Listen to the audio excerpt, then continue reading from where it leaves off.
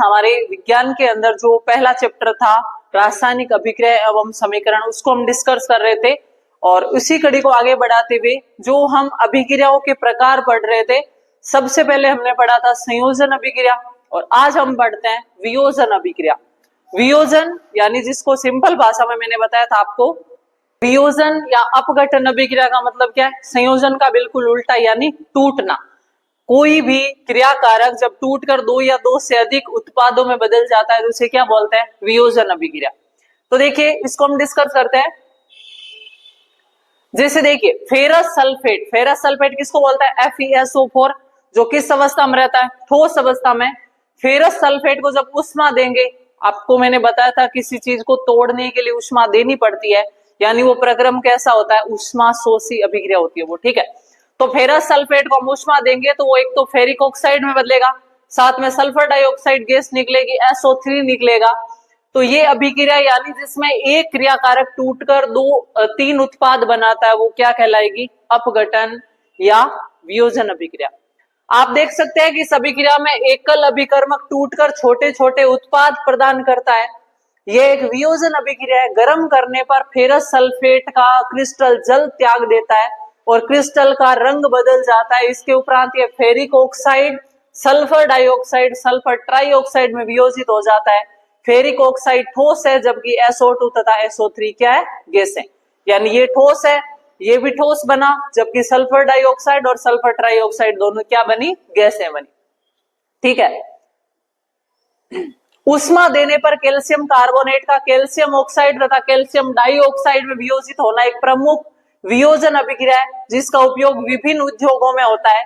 Calcium oxide को चूना या बिना बुझा हुआ चूना कहते हैं। पिछली क्लास में भी मैंने आपको बताया था कैल्शियम ऑक्साइड यानी CaO, बुझा हुआ चूना नहीं, ये बिना बुझा हुआ चूना है। गलत लिखा हुआ इसमें, सही कर लेना आप। CaO कैल्शियम ऑक्साइड बिना बुझा हुआ चूना होता है, और CaOS की होल ट्वाइस यानी कैल्शियम हाइड्रोक्साइड बुझा हुआ चूना होता है। तो कैल्शियम ऑक्साइड को या तो सिर्फ चूना या बिना बुझा हुआ चूना कहते हैं। इसके अनेक उपयोगों में से एक उपयोग सीमेंट के निर्माण में होता है। उष्मा के द्वारा की गई वियोजन अभिक्रिया को उष्मीय वियोजन कहते हैं। इससे क्या बनेगा? सीमेंट। देखिए चूना पत्थर है, कैल्शियम कार्बोनेट का ध्यान रखना, सामान्य भाषा में इसे चूना पत्थर कहते हैं। जब इसको आप गर्म करोगे तो ये दो भागों में टूटेगा, एक तो कार्बन डाइऑक्साइड गैस निकलेगी और साथ में क्या बनेगा? बिना बुझा हुआ चूना। बुझा हुआ चूना नहीं, बिना बुझा हुआ चूना, ठीक है। उसमें वियोजन अभिक्रिया के अन्य उदाहरण में भी दिया गया। अब देखिए भूरे रंग का धुआं उत्सर्जित होता है, ये नाइट्रोजन डाइऑक्साइड का धुआं है। ये अभिक्रिया इस प्रकार होती है। देखिए लेड नाइट्रेट, पीबी को क्या बोला जाता है? लेड बोला जाता है। तो PbNO3 की होल ट्वाइस, ये ठोस अवस्था में होता है जिसे लेड नाइट्रेट कहते हैं। जब इसे हम उष्मा देंगे यानी गर्म करेंगे, ताप देंगे, तो ये लेड ऑक्साइड में बदलेगा। साथ में कौन सी गैस बनेगी? नाइट्रोजन डाइऑक्साइड, और साथ में कौन सी गैस बनेगी? Oxygen gas. तो ये किस अभिक्रिया के उदाहरण है? वियोजन। आपको सीधे देखकर पता चल जाना चाहिए इधर एक ही चीज है, इधर दो या दो से ज्यादा है। मतलब कोई चीज टूटकर टुकड़ों में बन रही है तो वो वियोजन हो रहा है, विघटन हो रहा है, अपघटन हो रहा है। और अगर आपको इधर दो या तीन चीजें दिखे और इधर एक ही दिखे, मतलब कुछ चीज मिलकर एक नया चीज एक ही सिंगल बना रही है, तो वो कैसी अभिक्रिया होगी? संयोजन अभिक्रिया, ठीक है। आगे देखिए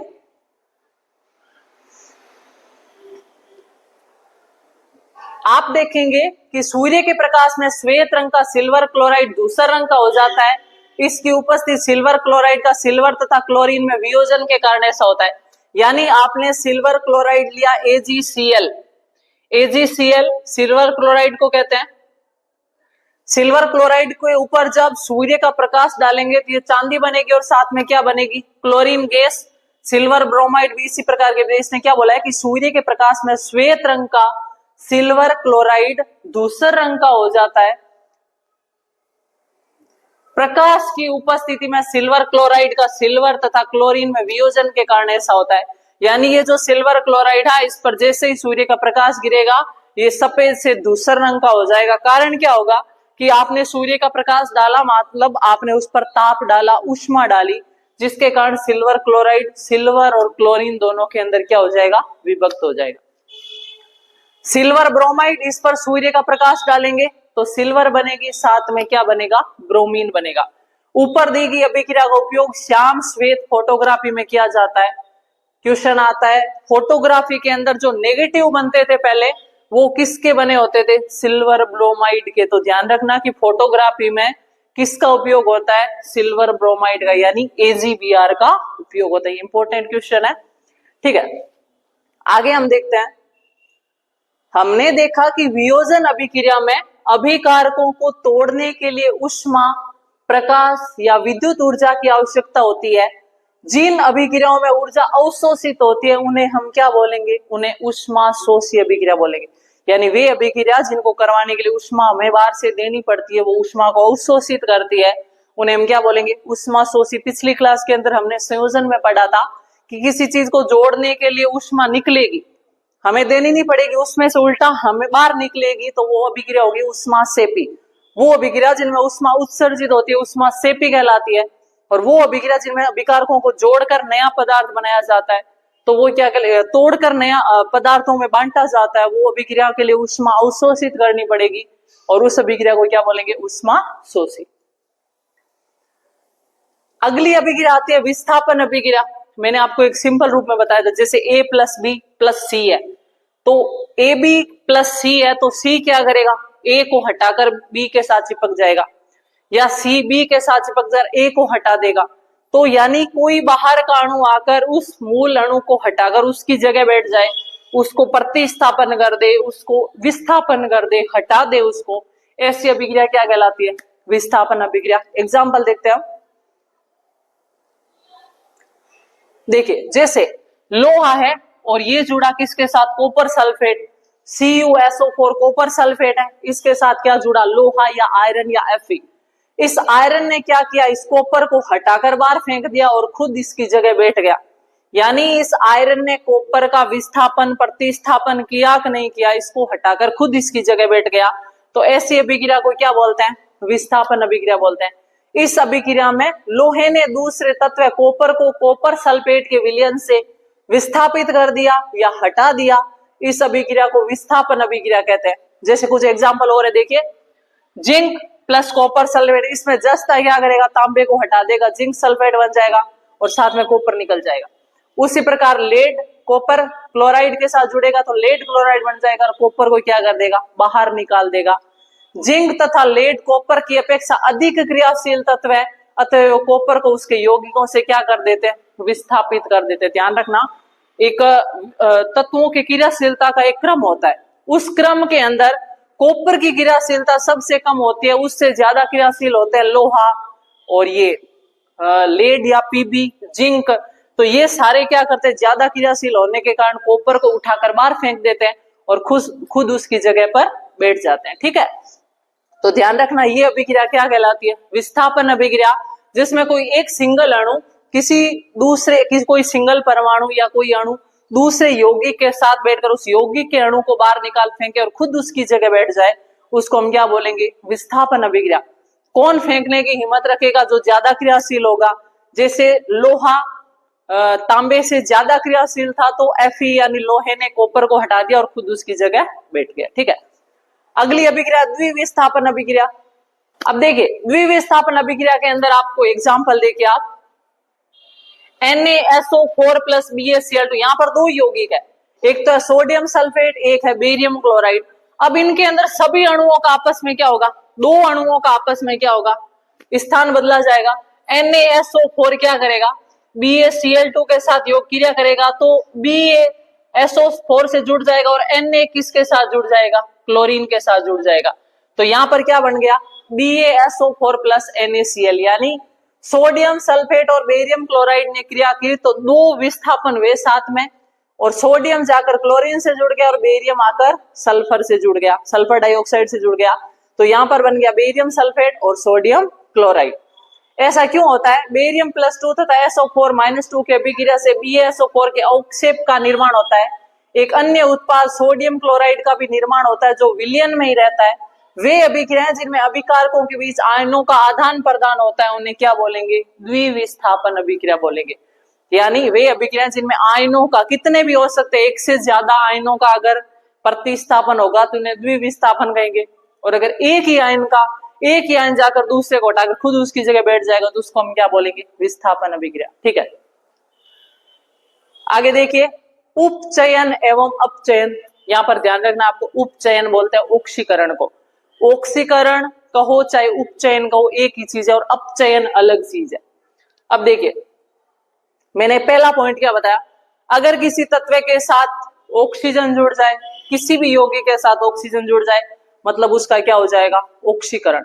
ऑक्सीजन का जुड़ना, हाइड्रोजन का निकलना, ऑक्सीकरण। और इसका उल्टा, ऑक्सीजन का निकलना और हाइड्रोजन का जुड़ना, अपचयन। यानी आप ऑक्सीकरण की अभिक्रियाएं उनके परिभाषाएं रट लो तो इसका बिल्कुल उल्टा किसका हो जाएगा, अपचयन का हो जाएगा। अब देखिए CuO प्लस H2, यहां पर क्या हुआ, यदि इस गर्म पदार्थ CuO के ऊपर हाइड्रोजन गैस प्रवाहित की जाए तो सतह की काली परत भूरे रंग की हो जाती है, क्योंकि इस स्थिति में विपरीत अभिक्रिया संपन्न होती है तथा कॉपर प्राप्त होता है।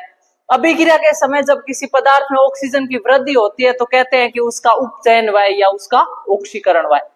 जब अभिक्रिया में किसी पदार्थ में ऑक्सीजन का ह्रास या कमी होती है तो हम कहते हैं उसका क्या होता है, अपचयन। यदि किसी भी यौगिक के अंदर ऑक्सीकरण संख्या बढ़े या ऑक्सीजन की मान बढ़े, ऑक्सीजन की मात्रा बढ़े, तो हम बोलेंगे उसका ऑक्सीकरण या उपचयन हुआ है। और यदि किसी में ऑक्सीजन की कमी हो तो हम क्या बोलेंगे, उसका क्या हुआ है, अपचयन हुआ है। तो यहां पर देखिए CuO प्लस H2, यहां पर दोनों ही चीजें हो रही है। कॉपर में से ऑक्सीजन निकल गई तो कॉपर का तो क्या हो गया, अपचयन। और हाइड्रोजन के साथ ऑक्सीजन जुड़ गई तो हाइड्रोजन का क्या हो गया, ऑक्सीकरण। जिससे ऑक्सीजन निकली उसका अपचयन हो गया और जिसमें ऑक्सीजन जुड़ी उसका क्या हो गया, ऑक्सीकरण हो गया।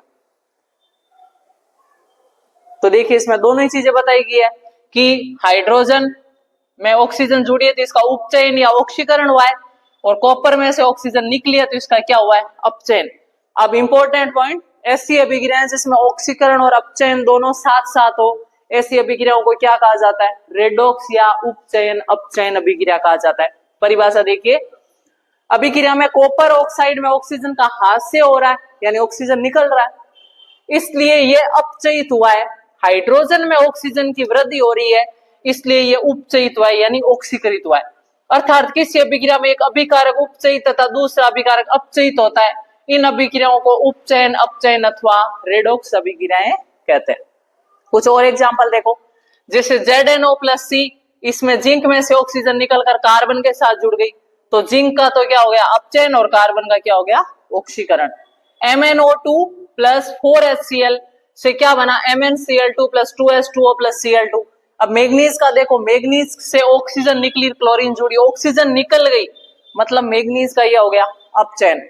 HCl, हाइड्रोजन में से क्लोरीन निकली, ऑक्सीजन जुड़ गई है, मतलब क्या हो गया, अपचयन, ऑक्सीकरण हो गया इसका। ठीक है, अभिक्रिया में कार्बन अपचयित होकर कार्बन मोनोऑक्साइड यानी ऑक्सीकृत होकर कार्बन मोनोऑक्साइड तथा ZnO अपचयित होकर क्या बनाता है, जिंक बनाता है। ऊपर के उदाहरणों के आधार पर हम कह सकते हैं कि यदि किसी अभिक्रिया में, इंपॉर्टेंट लाइन अंडरलाइन कर लेना, पूरी का सार है इसमें, यदि किसी अभिक्रिया में पदार्थ का उपचयन यानी ऑक्सीकरण हो तब होता है जब उसमें ऑक्सीजन की वृद्धि या हाइड्रोजन का ह्रास या कमी होती है। पदार्थ का अपचयन तब होता है जब उसमें ऑक्सीजन का ह्रास या हाइड्रोजन की वृद्धि होती है। ऑक्सीजन जुड़ना, हाइड्रोजन निकलना, उपचयन या ऑक्सीकरण। ऑक्सीजन का निकलना, हाइड्रोजन जुड़ना, अपचयन। ठीक है ना। अब देखिए ये जो ऑक्सीकरण है इसका हमारे दैनिक जीवन में क्या उपयोग है, दो एग्जांपल बताती हूँ। एक आप देखते हो कि लोहे पर जंग लगती है कि नहीं लगती है। जंग तभी लगती है, लोहे पर लगती है, लोहे के दरवाजों में, खिड़कियों में लगती है। कब लगती है, जब वो नमी के संपर्क में रहे तब वो बिखरने लगते हैं, टूटने लगता है, लोहा खराब होने लगता है, हम बोलते हैं उसमें जंग लगी है, उसको बोलते हैं लोहे का संक्षारण। यानी ये तब होता है जब लोहा नमी की उपस्थिति में ऑक्सीजन से जुड़ जाए, तब लोहे का नष्ट होना शुरू हो जाता है, आयरन ऑक्साइड बन जाता है, उसी को क्या बोला जाता है, संक्षारण या लोहे का जंग लगना। और अभी मैंने बताया कि किसी के साथ ऑक्सीजन जुड़ जाए तो उसका क्या हो जाता है, ऑक्सीकरण। तो लोहे पर जंग लगना एक प्रकार का ऑक्सीकरण या उपचयन का उदाहरण है। उसी प्रकार आप देखते हो कि चांदी के बर्तन या चांदी की पाजेब और होती है, काली पड़ जाती है, क्यों, क्योंकि वो नमी की उपस्थिति में ऑक्सीजन उसके साथ जुड़ती है, उसका रंग चेंज कर देती है, तो वो भी उसका क्या हो जाता है, उपचयन या ऑक्सीकरण। एक हम देखते हैं कि जो पैकिंग सामग्री आती है, नमकीन आ गई, जैसे बरसात के मौसम में आपने नमकीन की थैली को खोल के रख दिया तो दूसरे दिन वो खराब हो जाएगी, कुरकुरापन नहीं रहेगा उसमें। उसके अलावा उसमें से गंध आने लगती है, यानी तेल की गंध आने लगती है। तब क्या करते हैं कि वो ऐसा किस लिए होता है कि उस नमी की उपस्थिति में ऑक्सीजन आकर उस नमकीन के तेल से मिल जाएगी और वो गंध उत्पन्न कर देती है, उसको विकृत गंधिता कहते हैं। क्वेश्चन आता है विकृत गंधिता क्या है? तो तेलीय सामग्री का ऑक्सीजन के साथ जुड़कर खराब होना, गंध उत्पन्न करना विकृत गंधिता कहलाता है, जो एक प्रकार का उपचयन या ऑक्सीकरण का उदाहरण है। उसी प्रकार लोहे पर जंग लगना या संक्षारण होना ऑक्सीकरण या उपचयन का उदाहरण है। तो ये दोनों एग्जाम्पल दिए हुए आपके। संक्षारण, आपने अवश्य देखा होगा कि लोहे की बनी हुई वस्तुएं चमकीली होती है, लेकिन कुछ समय पश्चात उन पर लालिमा युक्त भूरे रंग की परत चढ़ जाती है। प्राय इस प्रक्रिया को लोहे पर जंग लगना कहते हैं। कुछ अन्य धातुओं में भी ऐसा ही परिवर्तन होता है कि आपने चांदी तथा तांबे पर चढ़ने वाली परत के रंग पर ध्यान दिया है। जब कोई धातु अपने आसपास अम्ल, आर्द्रता आदि के संपर्क में आती है तब यह संक्षारित होती है, यानी जंग लगना शुरू हो जाता है, और इस प्रक्रिया को संक्षारण कहते हैं। चांदी के ऊपर काली परत व तांबे के ऊपर हरी परत चढ़ना किसका उदाहरण है? संक्षारण का उदाहरण है। ठीक है, आगे देखिए। संक्षारण के कारण कार के ढांचे, पुल, लोहे की रेलिंग, जहाज तथा धातु विशेषकर लोहे से बनी वस्तुओं की बहुत क्षति होती है। लोहे का संक्षारण एक गंभीर समस्या है। क्षतिग्रस्त लोहे को बदलने में हर वर्ष अधिक पैसा खर्च होता है। अध्याय 3 में हम आपको संक्षारण के बारे में अधिक जानकारी प्राप्त करेंगे। आगे विकृत गंधिता, वसा युक्त अथवा तेलीय खाद्य सामग्री जब लंबे समय तक रखी जाती है तो उसका स्वाद और गंध क्या होता है? चेंज हो जाता है। उपचयित यानी ऑक्सीकृत होने पर तेल और वसा विकृत गंधी हो जाते हैं तथा उनके स्वाद तथा गंध बदल जाते हैं। प्राय तेलीय तथा वसा युक्त खाद्य सामग्रियों में उपचयन रोकने वाले पदार्थ यानी प्रतिओक्षीकारक मिलाए जाते हैं। आप देखते हो कि नमकीन की या चिप्स का पैकिंग आता है, उसके अंदर नाइट्रोजन गैस भरी जाती है ताकि वो जल्दी खराब ना हो। उसके अंदर गैस देखते हैं नहीं देखते? चिप्स की पैकेट को खोलो तो हवा निकलेगी, वो गैस कौन सी होती है? नाइट्रोजन गैस, जो विकृत गंधिता को रोकती है। वायुरोधी बर्तनों में खाद्य सामग्री रखने से उपचयन की गति धीमी हो जाती है। क्या आप जानते हैं कि चिप्स बनाने वाले चिप्स की थैली में ऑक्सीजन हटाकर उसमें नाइट्रोजन जैसी कम सक्रिय गैस से युक्त कर देते ताकि चिप्स का उपचयन या ऑक्सीकरण ना हो सके। तो इसके साथ ही आपके ये चैप्टर है वो कंप्लीट होता है। रासायनिक अभिक्रिया और समीकरण के बारे में हमने पढ़ा। इसके बाद आपके अभ्यास प्रश्न दिए हुए हैं। तो स्टूडेंट्स, फिर मैं बोलती हूँ आपको इस पार्ट से रिलेटेड कोई भी आपके डाउट हो तो आप कमेंट जरूर करना, और अगर आपको पूरा अच्छी तरह समझ में आ गया है तो आप इसको जो जो इंपॉर्टेंट पॉइंट बताएं वो याद करना, अभ्यास प्रश्न भी करना है आपको। और मिलते हैं नेक्स्ट क्लास के अंदर अगले चैप्टर के साथ। तो तब तक के लिए थैंक यू सो मच।